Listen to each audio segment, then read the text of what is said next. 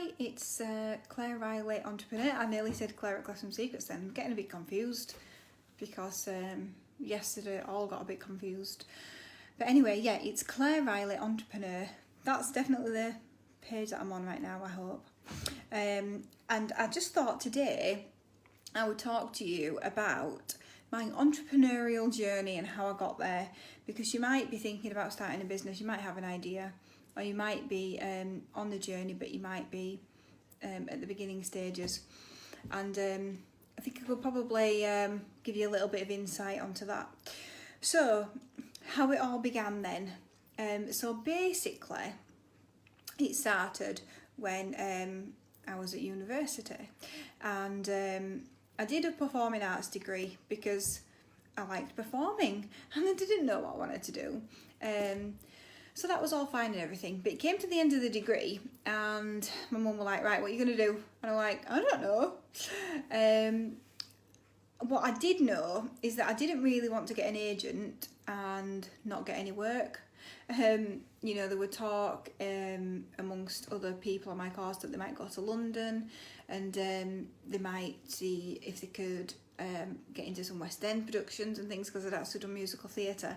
And I thought, I know how this ends. This ends working in a bar, and I did not want that. So my mum said, why don't you be a teacher? Like, no, I'm not doing it. No, definitely not for me. And at the time, she was a teacher in a primary school. So I really didn't want to be a teacher. But after a bit of time, I thought, yeah, but really, what am I going to do? So I decided that I would do the PGCE.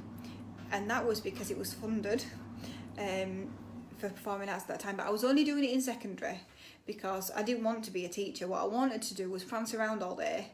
And the teaching bit would just have to be part of it, really.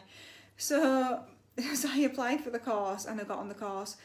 But lo and behold, I actually quite liked it. I did like the teaching side, to be honest. And I enjoyed my time there. And when I moved back to Halifax, I got a job in a school teaching performing arts, but it wasn't the most ideal situation. I was teaching a subject that didn't exist before I started. There hadn't been an NQT there, and if you don't know what that is, like, it's a newly qualified teacher. There'd not been an NQT there for quite a while because the school had had some issues and things. So I guess I didn't feel very well supported. I was also like a long way away from anybody else. So it was quite a tough setup, really.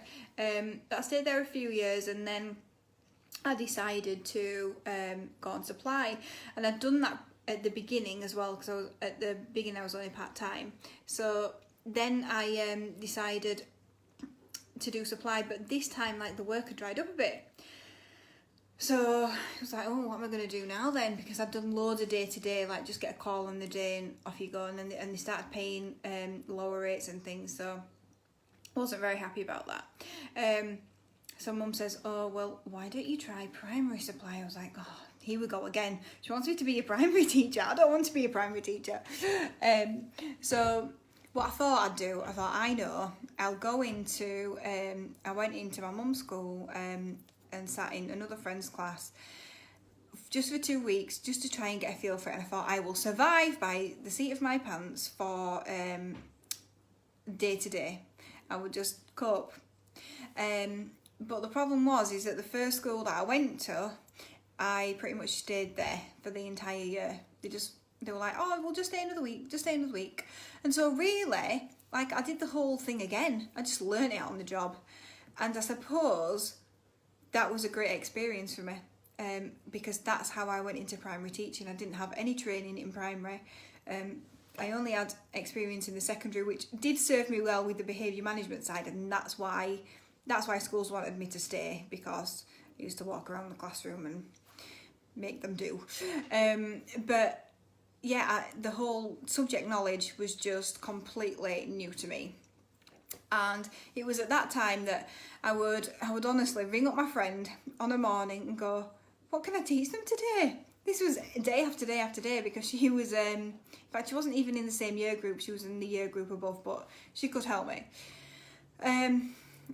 So I just learned everything on the job, and I had some really good support.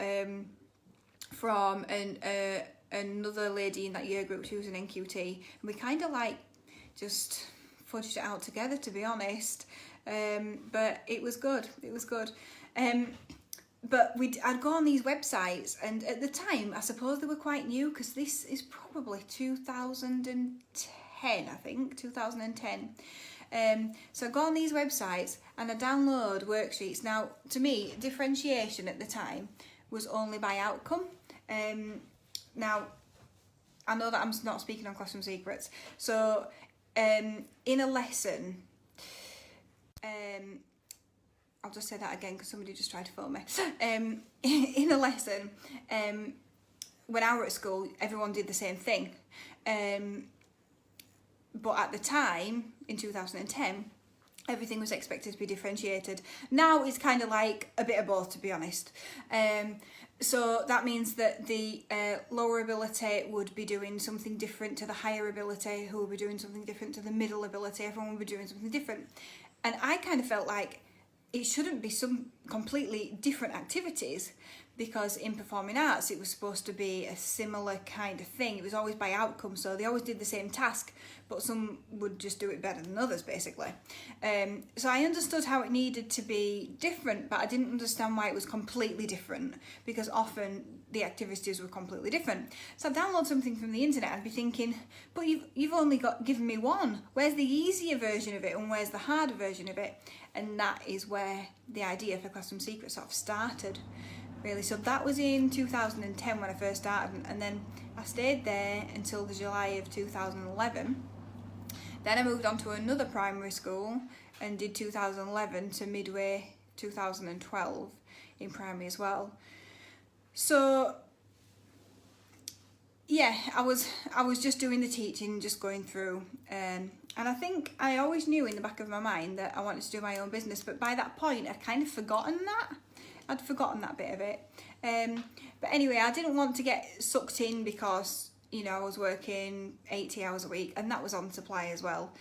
And so I decided that I'd just go back on day to day, because that would be better. We moved house and I did tutoring at the same time as well, which was also really helpful on my journey to becoming the entrepreneur that I am today. So in 2012, after we'd moved, we talked about the possibility of doing a website, making a website where teachers could download the resources. And we didn't know how to do it. But Ed, who's my husband and also my business partner, you know, he sort of encouraged me really, yeah, do you know what, we could do this. Because I enjoyed making resources, especially when I was on supply. I enjoyed doing them, and when I did do them in the lesson, I did differentiate them, and I did them in the same way that Classroom Secrets do their resources now, because I felt that's just what made sense. So yeah, I'm just sort of looking at my notes to make sure that I get everything. So when we first started, like, nothing is like it was then. Everything is different. Everything has changed. I did three levels of different levels of differentiation. I don't know, within 6 months I think I changed that to 6. It's just been a journey. I think you start with your small idea, but you just can't, you're so precious about it, you're so emotional about it at that point, and so emotional about your business. And it kind of came up in a networking meeting that I went to yesterday, that when you're at that point in your business, there's only you. It's such an emotional thing. It literally is your child. And it's difficult to sort of see anything different, and you kind of have to let go already and find out what the client wants, what the customers want. Otherwise, you're never going to sell anything. So that was a big learning curve. There was a lot of times where I had suggestions and I didn't want to take them because that's not what I wanted to do. And as much as you do have to be careful with it, because you have to make sure that it's in line with your vision, you also have to do what they want you to do, because they're the ones who are going to pay for it, and they're the ones who need the service. If you can't find anyone who needs a service, there's no point in doing it. So we were just having a conversation before I did this. I was writing some notes down, and so many things are different since we started. including the resources and the kinds of resources we do and things. But I sort of wrote a list actually of all the things that we just thought when we started. So did you know, like, I've got, just to make it clear, I've got there's about 40 of us right now, and I've got plans to more than double that by the end of the year. But when I started, I didn't need staff. I was not going to have any staff. It was just going to be me, and I was going to do this website and the customer service and create with the resources and have enough online for people to want to sign up to it, find it valuable. I mean, when I'm talking about it now, it sounds ridiculous, but I did not need staff and I was not going to have them. We never ever imagined having like 40 of us now. Just, that wasn't a thing. I thought that we would not need an office. I thought that we would be able to just work from home. I mean, it got to breaking point with that when we got to about 15.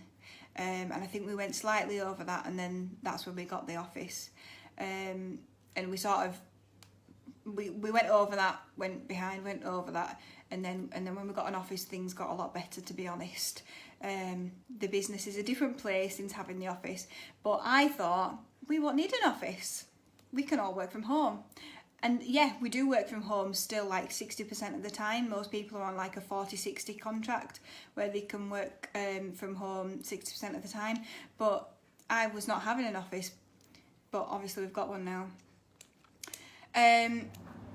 We never thought that Ed would work for the company. It was a director, and he did things after his proper job, as I used to call it, because I always used to think mine wasn't a proper job, or say it wasn't anyway. Never thought that he'd work for the company, and probably because I didn't believe it would be financially viable. I don't really know. But also, he did enjoy his other job as well. But obviously he does work for the company now. We started that in August. I don't think we really believed that it would be that big. And you know what? Since I started doing mindset work, that's when it's changed. And I've actually believed that it can be. And that's when it has started to be. So I think that's a key thing as well. Because I don't think either of us ever believed it could be that big. And also without having to do a million and one things, but actually you can do the product you're doing, focus on it well, and sell that.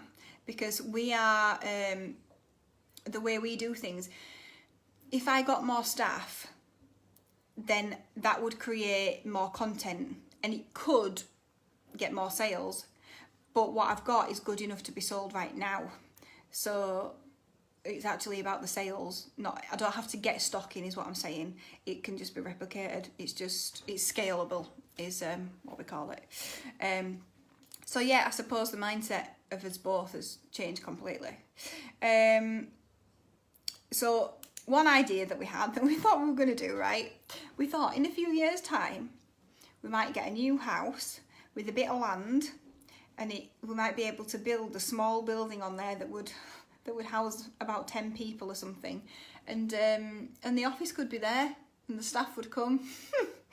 And now we're looking for a new building, and because of kind of the goals that we've got, I'm thinking I need to be looking for a building that can hold about 200 people, just in case. I say just in case, but actually I really mean it.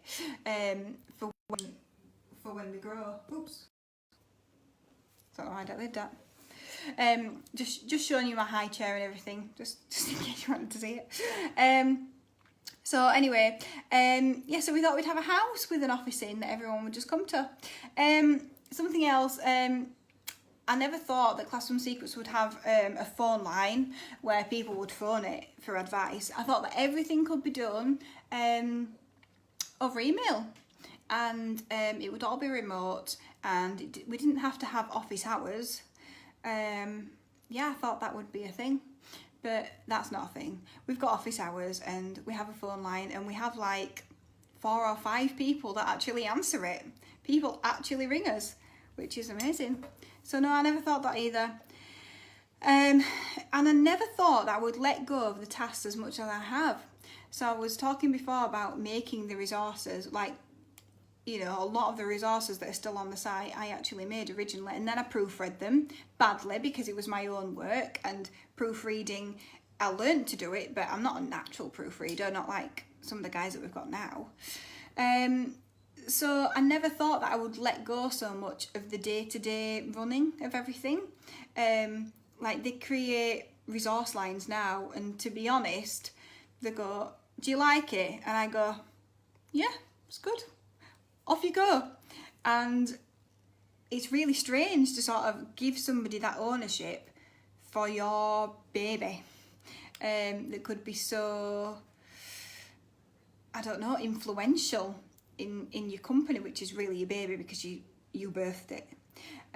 So yeah, it's really strange. I never imagined that I would let go of so much of the day-to-day running that I have, but over the past 18 months I've done it so much where I've been like, right, I need somebody for this, right, this is your job now, right, I need somebody for this is your job now, and also putting people underneath other people so that then I can pass down more, because otherwise the company would just come to a complete stop. One, because I've got 2 young children, so I'm not there in the office all the time because I actually spend time with them. So there's that reason. But 2, it's just absolutely not possible at all. Really not possible. So yeah, that's the journey really. So we've come so far, obviously. So we've got 2 offices at the moment. That's because like head office can't hold everybody, so we've had to get another office, and we might have to scale that up at some point. Well, we will have to, because of my colleague goals I've got by the end of the year. And then we'll be looking for a building to buy, which is an interesting thing. That's something else that we're having to learn this year. We're starting to look at commercial property and everything. So things have definitely changed. But in other ways, it feels like we're just at the beginning. But just a few things I wanted to throw in at the end. So before I founded Classroom Secrets, I actually did a few other things. And really, I suppose I look back on those as training for this. So what did I do? Yeah, so when I was probably about 20 or something, I made some jewellery, and I think somebody was like, oh, that's nice, will you make some for me? And then it was, will you make some for me? And will you make some for me? And then before I knew it, I was like, oh yeah, I'll just do it as a business or something. Yeah, don't do that. I didn't know anything about fair exchange, so it'd probably end up costing me more for the materials than people wanted to pay after you'd spent 3 hours making it.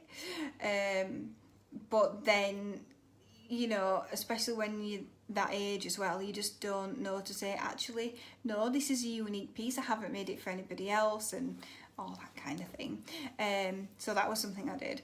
I also did, we was going to hire some chair covers for our wedding, and it was only going to cost a little bit more to basically buy them. And so I thought, I know what I'll do, I will rent them out afterwards. So I didn't really want to do it as a business. I just thought, well, it's the same price and I'll have them, so I might as well just do it. Yeah, people don't look after things. I had to wash them all the time, and then there were loads of stains on them, and I didn't really want to do it, to be honest. So yeah, that was also good experience. And the last one, oh yeah, so I did my own dance classes as well, but I didn't really want to do my own dance classes. I think I was just trying to find what I would actually do. I think at that point I must have known I definitely want to run my own business, but I just didn't know what that would be. But the difference I feel about Classroom Secrets has always been, I just feel really passionate about the actual product. You have to really love the thing that you're offering, love the service, love the product. And if you love that, then you're not going to get bored, because it's nearly 6 years now, and not once have I been bored and thought, I don't want to do this. In 6 years, yeah, those other 3, matter of weeks. Mara Weeks, no, this is, no, why did I do this? So there are my tips if you're thinking about becoming an entrepreneur, and just to show you how you can go from the beginning to the middle. Edward's just said revive dance. Yeah, did I forget to mention that to you before when I said it? So there you go. And I'm gonna go now. Right.